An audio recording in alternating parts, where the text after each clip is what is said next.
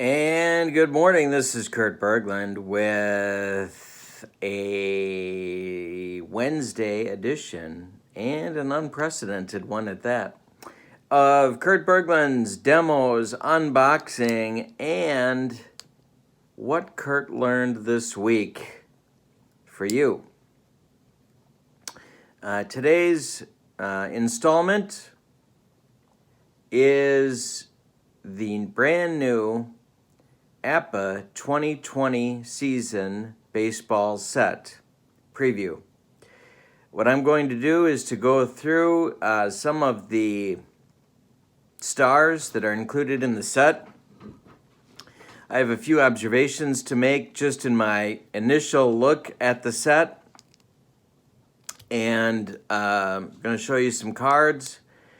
And in case you haven't received your set, or maybe even if you have, give you a look at some of the things that make this set unique and I think kind of fun from an APBA player's perspective.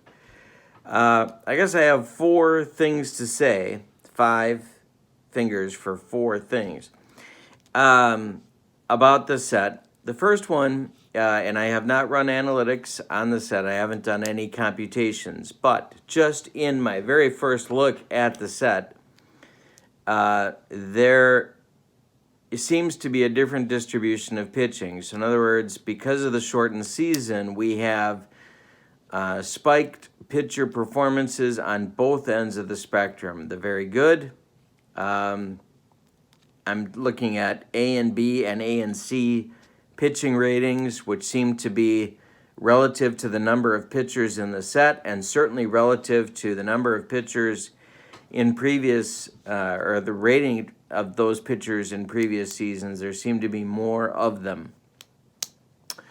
There also seem to be a greater number of D pitchers in the set, and especially with W ratings. So, and we would expect this, right? Because we have a shortened Major League season of approximately 60 games, and the stats didn't have time, performances did not have time in the season to sort of revert to the mean. And so what you'll see is, instead of maybe a bell-shaped curve for a normal APBA season, or an approximately bell-shaped curve for a normal APBA season, it seems like, and again, without running the analytics, it seems like the distribution of pitching is more of a flat line. So that would be one factor to consider as you're building a team, or maybe thinking about a team. You'd want to check that out and see if that is, in fact, the case. The second thing that is very noteworthy in the set, of course, is the number of players who had off years offensively.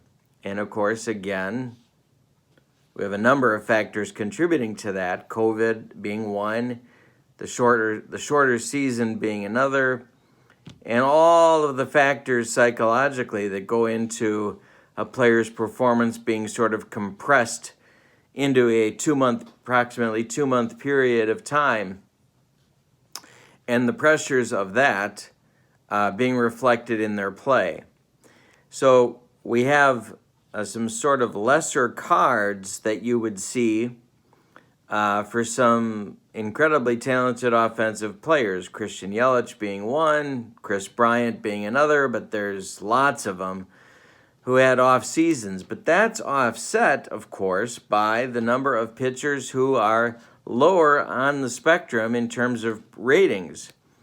So it's going to be interesting, I think, to see what happens to the performances of these players who have lesser cards but are facing pitchers, more C and D pitchers, than they might in an ordinary set if you're using something close to as-played lineups. That's the third point, or the second point. I mean, I can count. I know from my long educational career that there's 3 kinds of people in the world. Those who can count and those that can't. Those that can do math and those that can't. 3 kinds of people. So, with that said, let's take a look. Oh, one more observation before we go to that, and that is fielding ratings.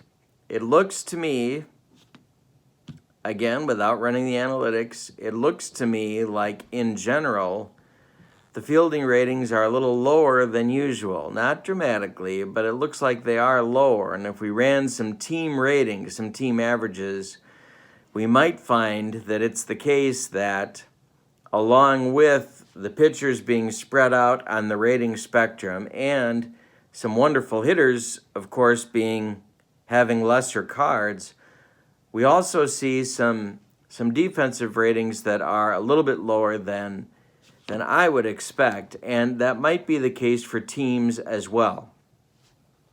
Now about the set. This is based, of course, on 2020 stats. The previous set that I also purchased and used last summer to a pretty great extent was the projection set. This is different from that set, as you probably know if you're watching this. So that set is no longer available from the company, but the cards that are available from the company are the ones that are based on last season's actual stats, not on projections. So what that means is that much like if you own the 1981 set of cards from that strike-shortened season or the 1994 set from the labor stoppage season in that season, both of which resulted in less than 162 games, much less than 162 games, this one is like those in spades. If APBA had, in the basic game, of course, splits, lefty-righty splits, we would see some awfully wonky splits. And for the master game stats, we're certainly seeing that at the bottom of the cards. The pluses and the minuses for each hitter showing a lot of variance in performance. And again, we would expect that in a reduced length of season. So there's going to be a lot of challenges in using this set and enjoying this set for everything that a baseball season does. So I think even though the season was disappointing in the sense that it was only a few months, it presents some unique challenges for the APBA gamer, and I think it's going to be kind of fun to use. So let's take a look at some of the player cards. Okay, so we're going to look through just a handful of cards from the set. I've pulled them for different reasons, and you can certainly freeze the picture and take a look at them in some more detail. This is Darvish at an AXZ based on his stats. This is one of the outliers that I'm talking about in the Open, where you might expect a 201 earned run average to get you better than an A rating. Jeremy Jeffress, another Cub, 1.54, with ERA with 12 walks in 23 innings pitched. So he doesn't have a Z.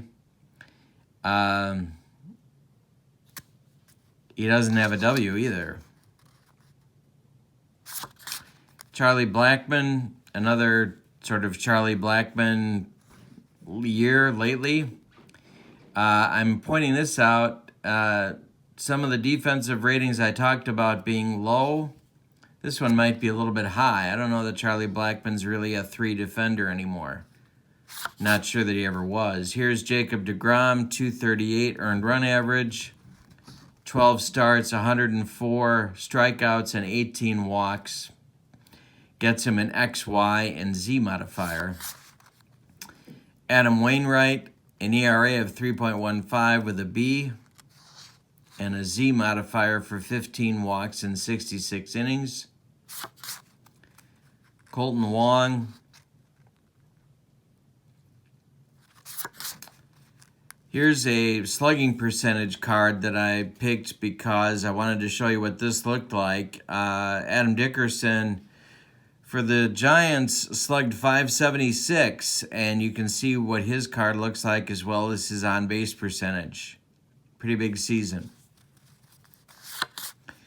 Here's Yaz, another Giant, slugged .568 with an on-base percentage of .400, and he's given a 2 rating in the outfield. Juan Soto, another 2 with a .351 batting average and a .695 slugging percentage. A 6 on 22, a 6 on 44. Here's a pitcher, Shane Bieber, AXYZ, 163 earned run average. So you wonder where the AC starts. I threw in Ohtani just for fun.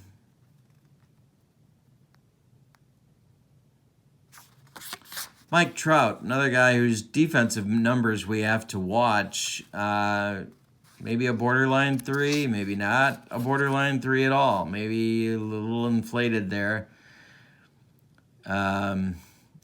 603 slugging, 5 on 22, 4 on 33, 1s on 11 and 66. DJ LeMahieu, 421 on base, 590 slugging.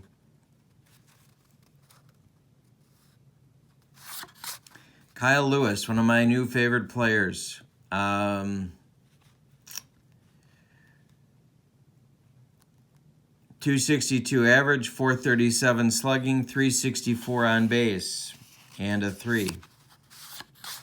Bo Bichette, 301, 512 slugging, 328 on base. So that's our very quick trip through some of the stars in the set. Want to show some different elements to it, and give you an idea of maybe some confusion about the ratings or where you could be confused, especially with some of the pitcher ratings in the set. So it's an interesting set. I think it's one to have fun with for sure. It'll be interesting to see what the numbers end up looking like as people go through some